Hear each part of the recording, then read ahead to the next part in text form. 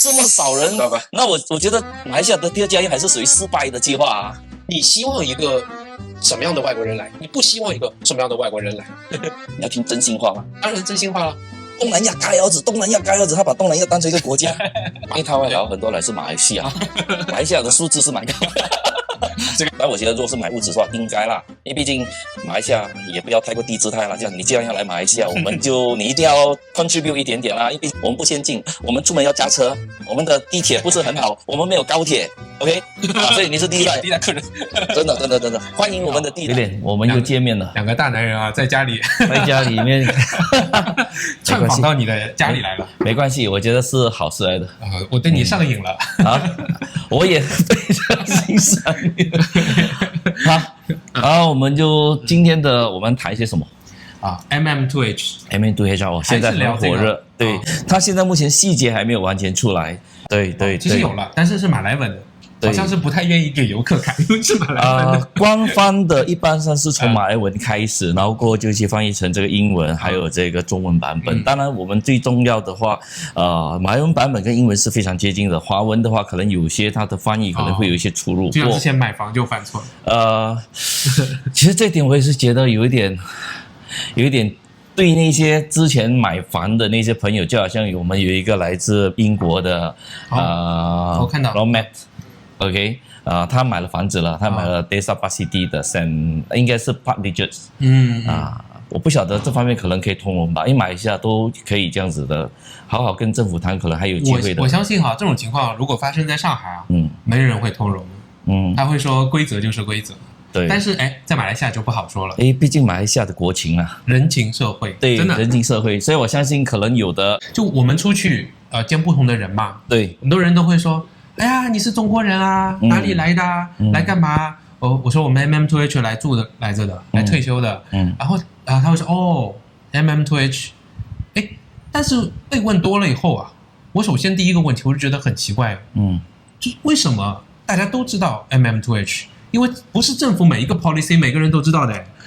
就是马达尼，我问我同事，他们都不了解。他说马达尼什么鬼？就我同事，我说我知道，但 MM2H 怎么每个人都知道？因为这个第二家已经在马来西亚推出了一段时间了，我相信一些对20多年，对那些30多岁以上的朋友，马来西亚人，尤其是华人，应该都非常了解这一个 M2H 的这一个计划。只是深入的话，可能看个人而定。然后年轻人的话，可能他们有听过，不过可能他们没有深入的去了解啦。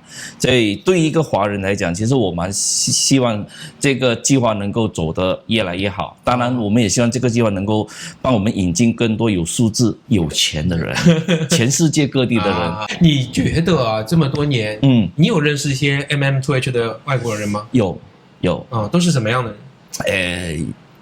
有些来自北京，有些来自上海，甚至来自这个西安的，都中国的，陕西中国的，对。然后我觉得他们在这边生活的蛮好的。你感觉就是在大马 MM2H 的人多吗？其实，在吉隆坡我反而不觉得可能在有些地方，就好像 Cheras 啊、三威尔西地那一带啊，那边的中国朋友同胞是蛮多的。如果你是讲在安邦的话，就很多韩国人或者日本人，或者是大使馆那一边，大使界安邦那边。然后在这一带呢，好像我这个公寓呢，我觉得我蛮多看到来自阿拉伯、韩国阿拉伯、韩国，然后日本也有一些。那我这边蛮多中东的。你知道大马对 MM2H 的人数有一个规定，你知道吗？有，它必须要一个限制。你知道是多少吗？忘记了，大概是2个趴吗？一个趴，一个趴，而且远远没到。OK， 我大概知道的数据啊，1个趴的话，但实际现在以 MM2H 生活在大马只有5万多人。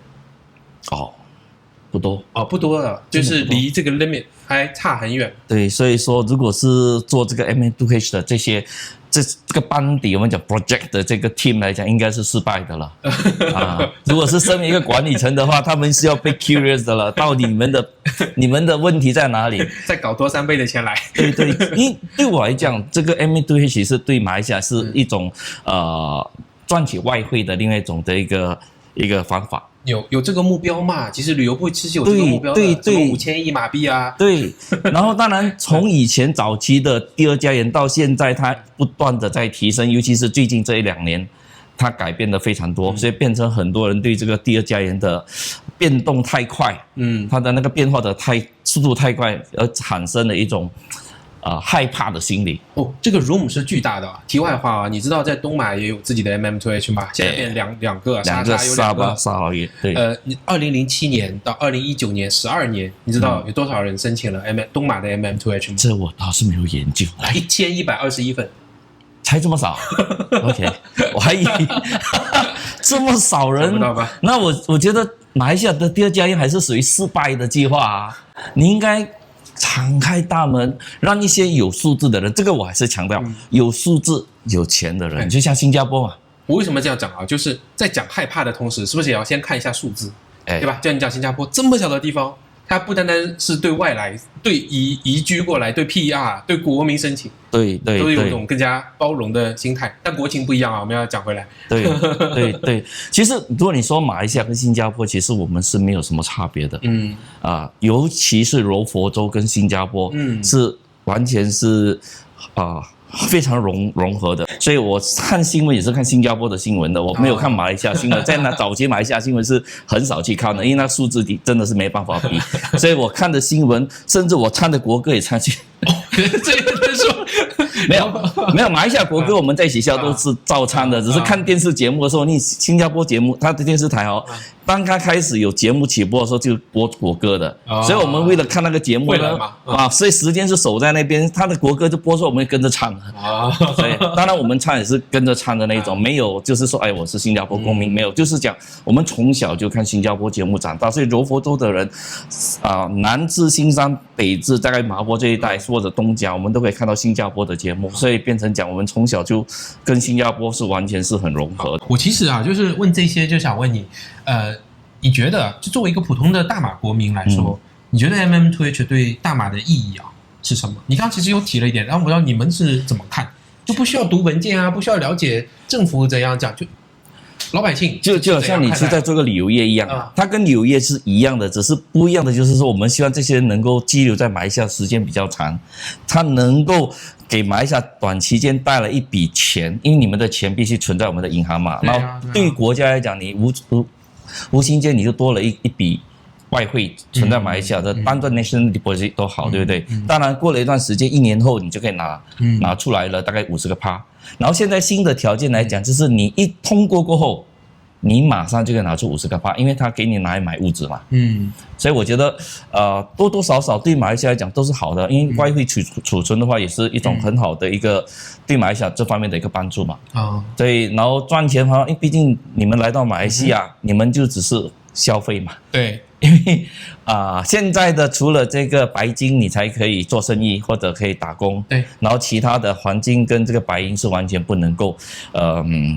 其实我这点其实身为一个马来西亚人，我有点话说啦。我是觉得白银可能不需要给他有工作做生意啦，不过黄金给他做一点小生意，我觉得是可以的。你就规定他生意的范围规模在哪里，然后就想他们能够发挥的这个生意。开的生意就是马来西亚缺乏的，那可以补助马来西亚的缺失嘛？就马来西亚在高科技这方面没有啊，或者在服务业还不是很强的地方，他们可以投入啊。因为我觉得有竞争才有进步嘛，如果没有竞争的话，哪来的进步？人嘛，马来西亚人自信一点。讲到这个，你对最新版本的分成3组啊，有2种经济特区啊，还有黄金、白银、铂金的。这些新的第二家园的政策，我们就不再啰嗦具体的细节哈。你有些什么总体的观感吗？作为一个大马人来讲，我从我们观众频道有些会觉得，我看到有些还是比较正向啊，他会觉得这挺好啊。马来西亚本来就是为了想吸纳更多的钱和高素质的人才嘛。对他还觉得买房重要啊，甚至有人说我不买房，好像第二家园来的就不对啊，说你既然来了不就应该买房，不应该租房。你是怎样看的最新的条件？是。起初我是觉得，租个房间也 OK， 给人家住个屋子，然后到时有给一个期限吧。给一个期限给他知道了解到底哪个地方比较适合他才买房。我觉得这样子那个住的人他才住得长久嘛。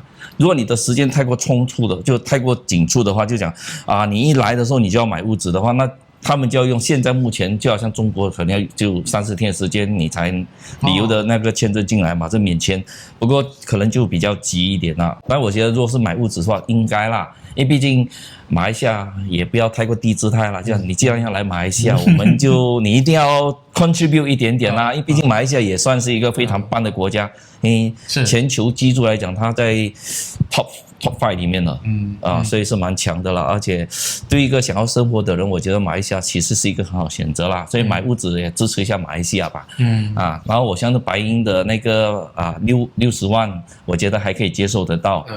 黄金的100万的话，我觉得OK 啦，可以啦。因为毕竟在吉隆坡至少都100万嘛。原来你也是这样想的，那我是没有买，我就有点对不起马来西亚。没事，没有，因为我是觉得这个最新的这个你的都没有关系嘛，你的第二家园是上一次对，我们是不用买了，但我有定存了110万马币了。110万，我觉得也算是做了贡献。对，我还拿不出来哦。都已经，你还没有到1年吗？过了，但我还是存着呀。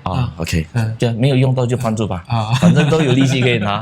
没有，因为我是觉得接下来的话，因为毕竟这几年马来西亚也在不断的在提升它在国际上的这些地位啦。当然早期可能是亚洲人看到，然后近期这1-2年我看到很多欧美国家的人来到马来西亚，都觉得马来西亚是一个 overrated 的，不是 underrated 的一个 country。对的。所以他们来讲，来这边生活好啊，你看住的屋子又便宜，不过现在要买屋子了啦。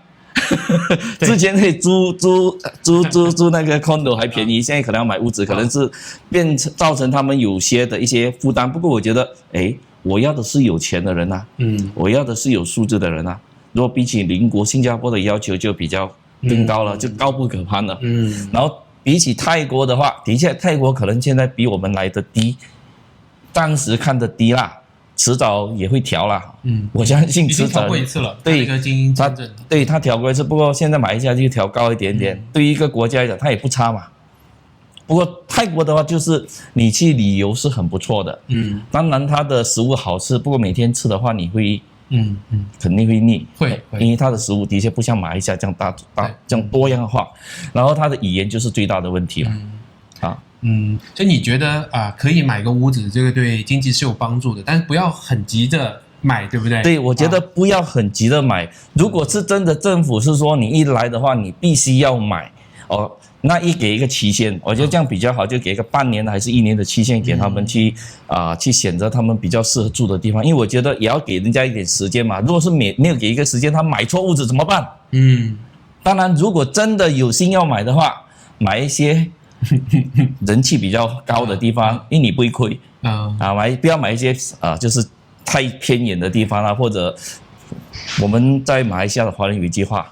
便宜无好货我们也这样讲，对，越便宜的东西肯定它的升值的空间就比较有限，所以我是觉得，既然要买一个比较好的，因为毕竟它第一个它的价值可能还会起，当然马来西亚的房屋的价值不像在中国，而且北上广深 ，OK， 以前起得很厉害了现在是掉了OK， 所以我们这边它的升幅都不大，不过如果好的地点的话，它的这个价值会起，可能没有像这样高，不过至少会起。然后第二个，它的租金也比较好，容易出租出去。对，所以租售比是比较好。对，所以我是想，如果是一定要你买房的话，就买一些好的地段，买一些好的屋子。明白，政府也是为了我们好。对，你可以做，也是变成另一种的投资嘛，对不对？所以好像柔佛也不错嘛，新山。对，那是肯定的，因为会有很大的机会。对，我相信它的屋子现在很便宜，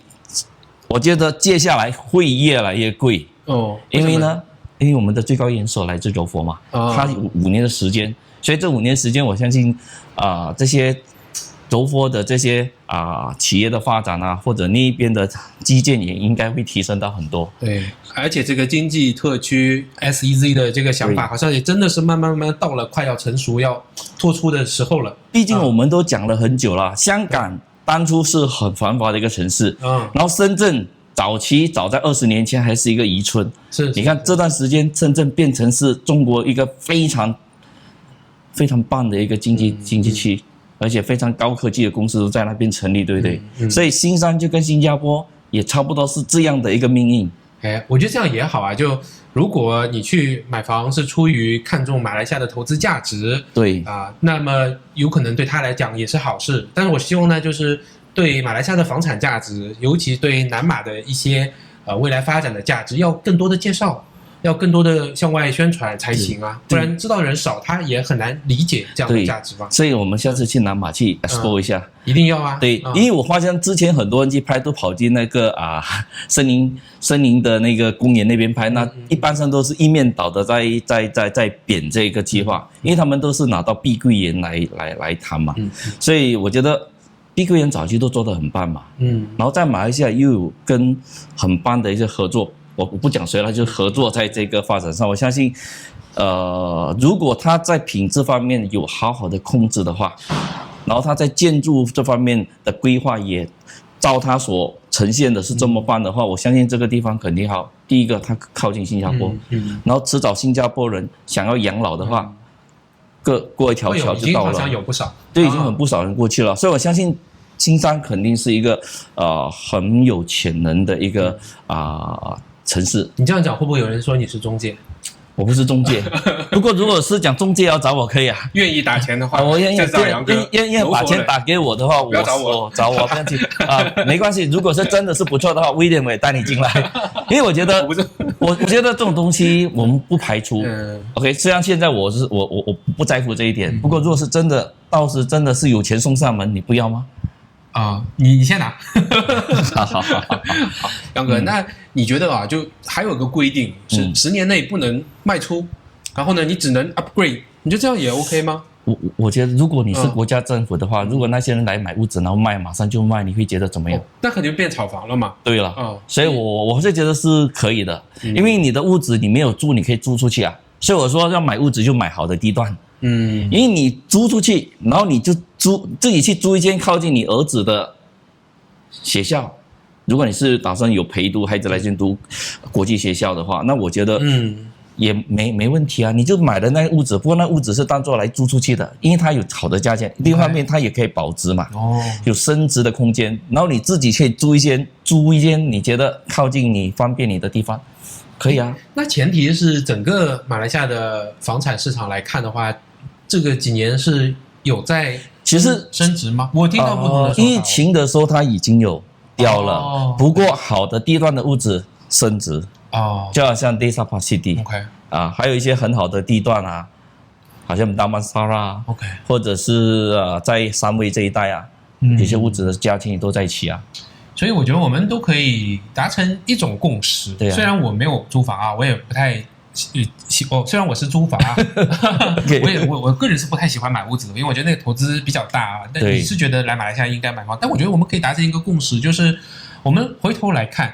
如果这个计划过了1年再来看走得很好的话，那就说明这个 strategy 是很成功的嘛然后有更多的人来投资马来西亚的一些房产，那是一个好事情，对吗？对他们可能也是好，对马来西亚也是一个好事情。对，那如果不成功的话，也可能就是因为买屋子这个对别人提出的要求会比较高，也有可能这一点会做一些修改，这可能是这个成败的关键。对，其实我是觉得条件里面呢，其实有几个地方如果能够就是好好的去调整的话，我相信可能好。就好像说，你看到白金组的话呢，我觉得很多地方其实对一个白金组，如果我是申请的话，我觉得我得到的利益也不多我还的这个 administration fee 就很高了，一次过就要给20万，那我就觉得哎呀，这笔钱其实你讲少，它其实是蛮多的，很多对吧？真的，你比较起那个那笔钱是 for nothing。对 ，for nothing。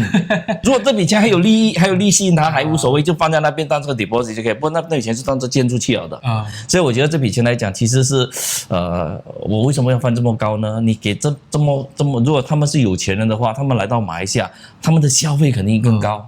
所以我这点我是觉得有一点疑惑，这一点给到这么高，你要给，然后你又给到这么高的一个条件，我觉得这个肯定失败。3000，我一开始还以为是2万，是点错了，多加0了，你知道吗？对，你2万我还可以接受，你20万这点真的是到底是不是出了差错？我觉得也有一种想法，就告诉你说，哎，不要选我哦，选我你代表你看错了。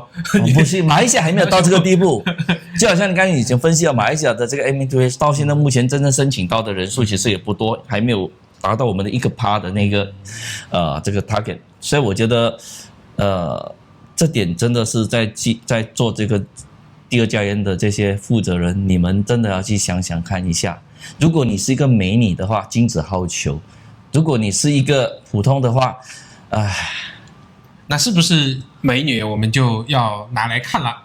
马来西亚肯定是一个气质美女，不是一眼看中你就喜欢的。哎，这个讲得非常好，我觉得肯定是很实在的，就你了解她的内心。对，了解他的为人之后会喜欢的，你这讲得非常好。对，因为你可以，你身为一个马来西亚人，我特别了解马来西亚。对于一个就是说，对一些完全对马来西亚不认识的人，他完全不知道马来西亚是什么，真的。不过只要他来到马来西亚住了一段时间，他开始会发现到，其实马来西亚有它的美好的地方。当然我不讲了，我身为一个马来西亚人，我讲的话觉得有一点点自卖自夸。当然从我关注的一些这些博主啊，就是中国啊、台湾啊、香港、日本或者是欧美的，我发现到其实马来西亚他们所讲的这些都是我们平时碰到的，只是我们没有去放大它来看。好像威廉的频道就讲了很多，金宝宝的也是讲了很多，其实蛮多的这些博主都有提到马来西亚人最美的是什么？对，马来西亚最美的是人。对呀。这点真的，这点我是真的，因为不论是华人、马来人、印度人，或者是我们东马的土族 ，OK， 一般人 ，OK， 卡达山人，他们都是非常非常的友善。我们抛开一些规范啊、政策啊，那可能都是 Motec 关心的事情了。对，我还是要，你就是一个普通的，你是一个普通的马来西亚人吗？是还是一个普通什么？普通哦，不懂，就一个普通的人来讲，你看到外国人来。马来西亚是很特殊的地方哦，对吧？它不是神权国，也不是世俗国。对，按他自己讲的。那么，你希望一个什么样的外国人来？你不希望一个什么样的外国人来？好，我希望是如果能够吸引一些专业的，就是一些很有专业的资格的这些外国人，或者是有对马来西亚有贡献的，就他们在哪一个领域他们是做得很棒的。好像马来西亚现在目前要朝向高科技嘛，OK， 或者高薪水的一个国家，对 ，high pay country，OK， 这种，所以他就是应该要朝向这些比较有这些智慧的人来马来西亚，专业人士，像你啊，你在 HR 有整10多年的这个经验，如果你来到马来西亚，你只是做一个陪读88，或者只是来这边就是吃喝玩乐，只能做 YouTube。那我觉得对马来西亚是不是浪费了一个专业的人，一个这么棒的一个人才来到马来西亚，你就让他这样白白的浪费了他们的时光。就好像我看到小曹顺便跟小曹打一个广告，小曹跟这个阿成夏南洋他们有做了一个在大马女婿的这个节目，他们有觉得他们在马来西亚像英雄无用武之地。这很可惜啊，对吗？对啊，这些都是人才，怎么马来西亚不去善用呢？当然会看到一些马来西亚人在吐槽，哎呀，他们来这边跟我们抢饭碗啊，然后使到我们很辛苦啊。这些是专业人士哦，他们来的话造成什么竞争？有竞争才有进步，没有竞争怎么进步？而且任何一个社会一定是有一些人把它给带起来后，所有人会得益，对吧？对，叫美国人讲 trickle down effect， 会慢慢让整个都受益。对，所以我当时从几个角度我想来看这个问题。大家一直说马来西亚要做更加这个这样讲的高配的这个 high paying 的这些 jobs， 对。那他不可能说每个人原先你在档口工作1800，我现在给到你2500。好，原先你是这个做一个 engineer 2500，我给到你3500，那整个马来西亚就变好，我就不会的，这只会让货币贬值。那么唯一一种办法就是大家要做那些更难的事情，对，好比说你从半导体的芯片的制造转向半导体的 design， 对，像现在政府在创造，对吧？就是你带来的每一份工带来的价值更大，那才有可能会拿到更高的 pay， 对，那马来西亚会变好吗？对，这是我看到的一个事情嘛。第二个就是我们也注意到又回到这个政策了，就政策说要把马来西亚变成竞争力的枢纽，要提高这个国际竞争力啊，能够让高净值和高收入的人进入到马来西亚，对，还要 boost 这个 local economy。那我们可以反思一下，现在这个政策，我们希望看到的这些人，他能不能进来？他能不能就是说去提升本地的经济呢？肯定如果真的是有这些人能够进来马来西亚的话，我觉得马来西亚应该不只是敞开大门，而且是出去迎接他们过来。进来是第一个嘛，第二就是让他能够发挥价值。对，如果你不允许他经商啊，怎么发生？所以我看到这一次的第二次的第二家园来讲呢，除了这个铂金才能够经商或者去做工，其他的2个是不能够。我觉得是真的是真正的有才华的人，未必是非常有钱的人。对，我也觉得就是那种它上面写的哈，就是 high net value 和 high income， 其实我觉得是2类人。对，有些 YouTuber 他每个月有进来，他把钱花掉了，对，他有才华，但是有些人他是有很高的资产，他是炒房地产，他不一定就是说还有大量的收入会进来，这不一定是一类人来着。对，肯定是不一类人。所以我觉得在这方面，可能在细节方面，我觉得可以再调一些，因为毕竟你出来，你还可以再改善嘛，对不对？我们不讲U-turn。改善啊，让它变得越来越完美。accelerate， 对，提升。OK，所以我觉得这个可能我们可以给一些如果在负责这个第二家园的这些专业人士人才，可以听一下外面的声音，然后看看一下怎么能够把马来西亚这一个第二家园的计划做得更加成功。我觉得做一个计划一定要成功，如果你的计划只是做出来摆美，没有效果的话，没有达到你的预先所设定的目标的话，那计划就是失败的。真的，你会贻笑全世界。你不希望什么样的人进来？当然，就好像那些在这个缅甸边界那些来搞事的scammer 或者是来这边从事的行业是马来西亚本身制造业已经是破坏马来西亚的制造业的。当然可以控制是最好啦。这样就如果是他们要带进来的事业在马来西亚已经有了，而且他们的也不是很特别的话，那就不批准他们做这方面的事业。我们要他做的是马来西亚没有的。所以我想可能政府对是否可以工作这个看得还比较严不要马上影响到这些经济的活动吗？还是就在制造方面的话，就想要做生意的话，可能要去看一下到底这个东西是不是在马来西亚是新兴行业。如果是一个新兴行业，而且是有潜质的，而且朝向高科技或者朝向更好，可以让更多人去做工，就是制造更多的就业机会的，那我们可以给他在马来西亚生存在马来西亚做创业然后对于打工的话，就是那些专业人士，如果他们是真的很有才华，他们是有资历是一个资深的专业人士的话，何乐而不为但他们可以通过工作签证进来吗？其实我觉得很多东西对，签证工作签证进来。另外一个，如果是拿了2家的人，既然他拿了2家，那你再给他一个机会也无妨如果他真的是，当然这个可能是要另外的去申请吧。因为我觉得很多东西都有plan do 嘛。对，可能第二家园他没有强调这一点，就好像说，现在如果他们拿到的是黄金，拿到的是白银，可能是讲他们不能够就业或者不能够做生意。不过我相信，如果你有很好的 proposal， 你有很好的才华，然后一间公司要请你的话，我相信他们可以用 working visa 来聘请你。可能就是在这方面也不需要特别去强调吧。你觉得你身为一个大马人嘛，你看到很多外国人生活在大马，你会有一种排斥感？还是觉得没关系，我们一起来 share 马来西亚的发展成果，还是会怎样呢？我不懂就是你怎么看外国人？你要听真心话吗？当然是真心话了。我喜欢，不过前提是到底是什么国家的人？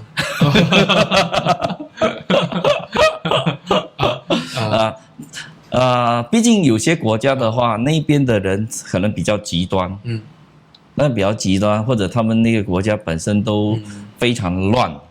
OK， 然后这些人的背景也非常复杂，然后我们当然希望这些人不要来马来西亚，免得破坏这边的平静，乱搞，对，乱搞是当然，如果是有素质的这些外国朋友能够来马来西亚办理第二家园的话，我觉得是非常开心的，因为毕竟是我希望马来西亚越变越好嘛。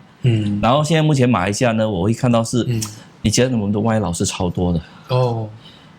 然后外劳多的话呢，因为他们本身的生活环境是比较没有这么好，然后他们把他们在他们国家的坏习惯带来马来西亚，所以你去看到外劳住的地方是非常的肮脏，非常臭，所以他们在卫生方面也是做的比较差，所以这些人往往都会把马来西亚的这些卫生给破坏，甚至也会破坏马来西亚的形象，就好像说一般上碰到大日子就是假期，工厂没有作业，没有开工，那些所谓的外国劳工就会来到吉隆坡，所以很多外国人来到马来西亚，他看到的那些吉隆坡 KLCC 喜琼那个市场街，尤其在市中心是这样。会不会怎么马来西亚人是这个样子的其实那不是马来西亚，那是我们来马来西亚做工的这些外劳。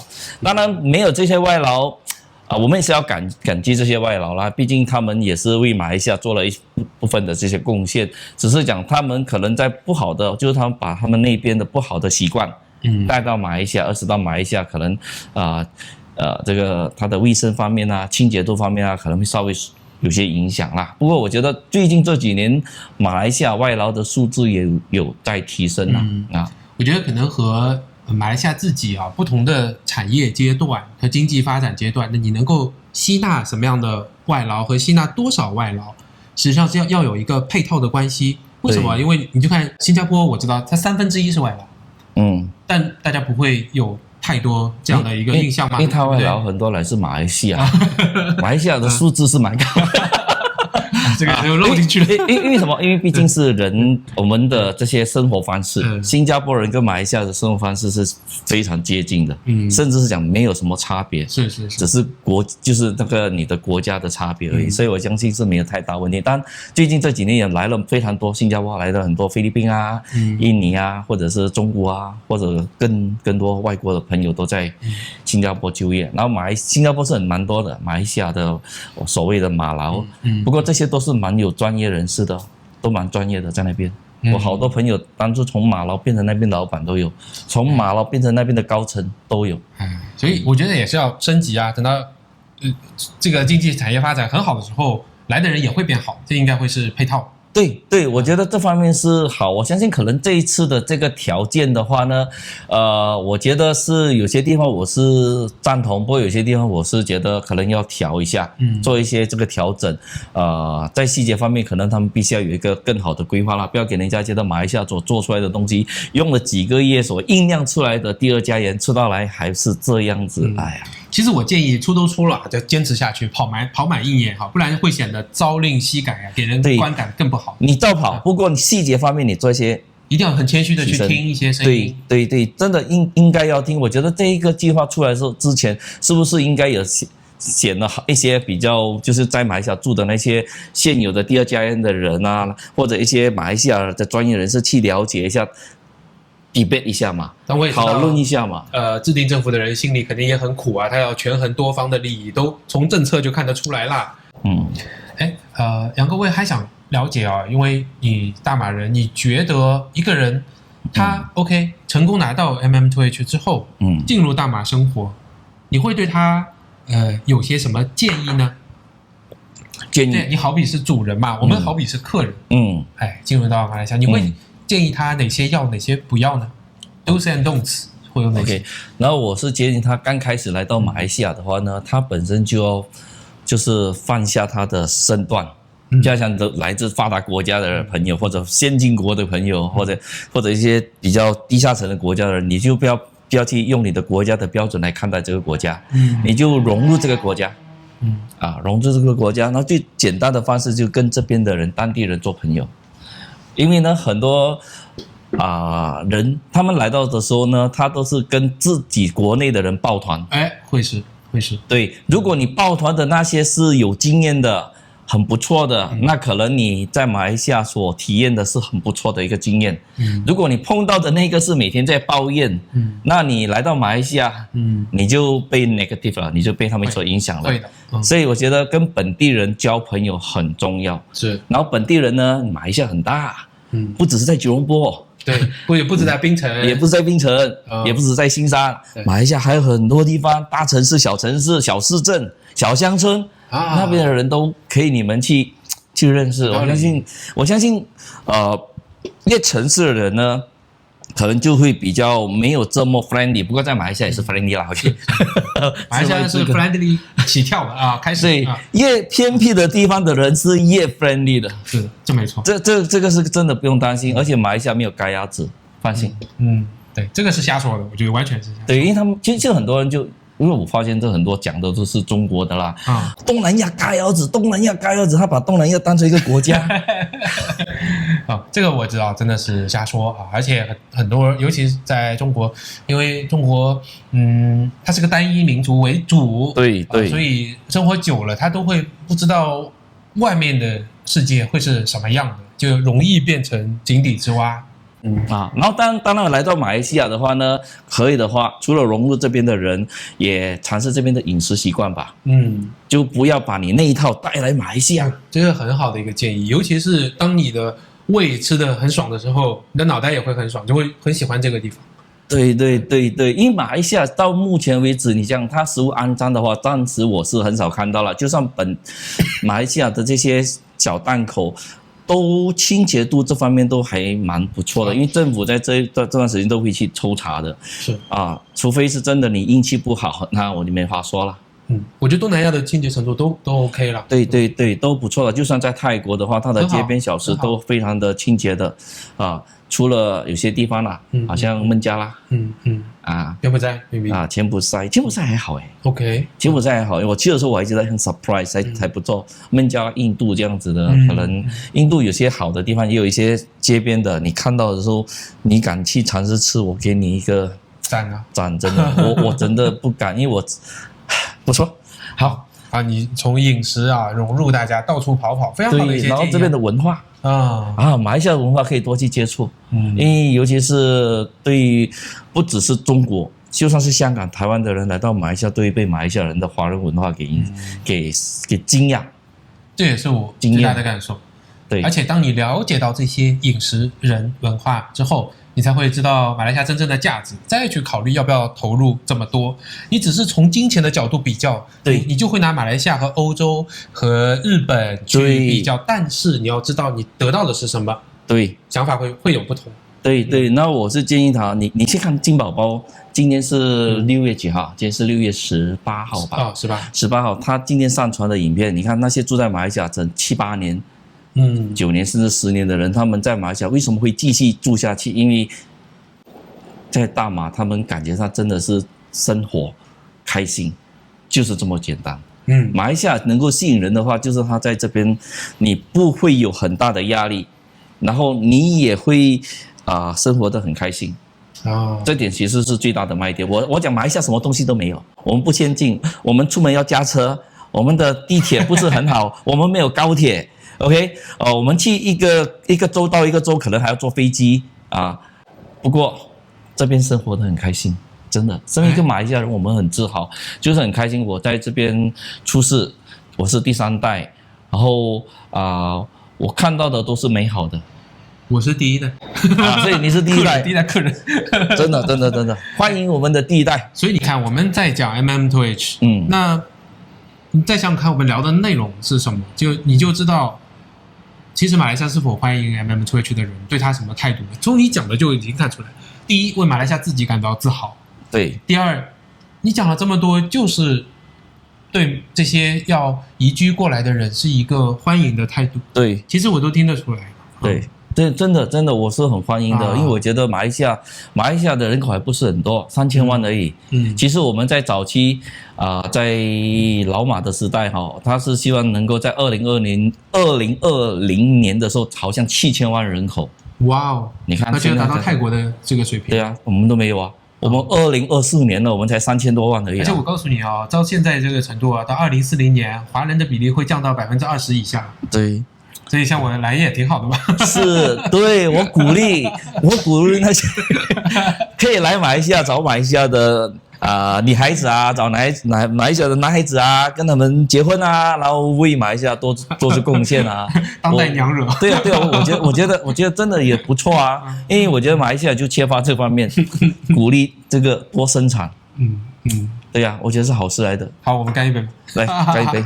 Thank you. Yes。